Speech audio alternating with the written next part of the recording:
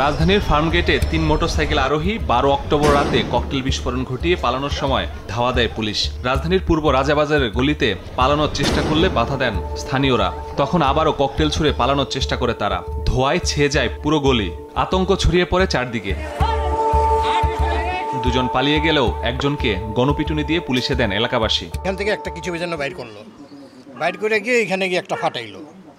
এরপর পিছনটা দেখলাম একটা মোটরসাইকেল আসলো, এরপরে আরেকটা ফাটাইলো। পাবলিক সবাই আতঙ্ক হয়ে গেছে, হঠাৎ করে কি হইলো। এখন আবার আমরা সবাই দৌড়াদৌড়ি করে গেলাম, পরে ওইদিকে ছেলেরা চলে গেল, এলাকাবাসী সবাই গেল। হঠাৎ করে আবার 10-15 মিনিট পরে শুনলাম ওই গলিতে ধরা পড়ছে একজন।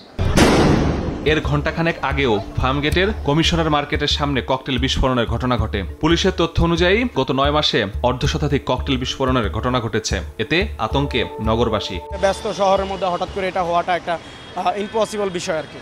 তো জিনিসটা কেউ কল্পনা করতে পারে না এটা যে হয়েছে। আমরাও হঠাৎ করে ভয় পেয়ে গেছি যে একটা টায়ার বাস্ট হলে তো সাধারণত ছোটোখাটো একটা শব্দ হয়, কিন্তু এটা বিকট একটা শব্দ হয়েছে। পুরো এলাকা একটা ভয় বিধ্বস্ত হয়ে গেছে। বর্তমান পরিস্থিতি মানুষ সামাল দিতে ভয় কাজ করতেছে, কিন্তু সামনে নির্বাচন পরিস্থিতি কি হয়। পূর্ব রাজাবাজার থেকে আটক হওয়া আরিফুল ইসলাম হৃদয় নিষিদ্ধ সংগঠন ছাত্রলীগের পিরোজপুর ইউনিটের নেতা। পুলিশ বলছে জেলা সভাপতি অনিরুজ্জামান অনিকের নেতৃত্বে তেজগাঁও সহ ঢাকার বিভিন্ন স্থানে নাশকতার পরিকল্পনায় কাজ করছিল তারা। টাকার যোগান দেন সাবেক মন্ত্রী সম রেজাউল করিমের ছোট ভাই নূরে আলম সিদ্দিকী শাহিন। ফিরোজপুরে জেলা ছাত্রলীগের সভাপতি অনিক আছে, নুরুদ্দিন শাহিন আছে, তাদের আওয়ামী লীগ নেতা, তারপরে সজল মৃদুল আছে, পরবর্তীতে বলছে তাদের সাথে কাজ করছে এবং সে কলাবাগান থানায় ছাত্রলীগ হিসেবে কিছু ভূমিকাও রাখছে। এই ব্যক্তি তাদের সাথে পরামর্শ, তাদের নির্দেশে এই ককটেলটা বিস্ফোরণ ঘটাইছে এবং সে আমাদের কাছে বলছে যেটা এর জন্য সে কিছু মজুরিও পায়।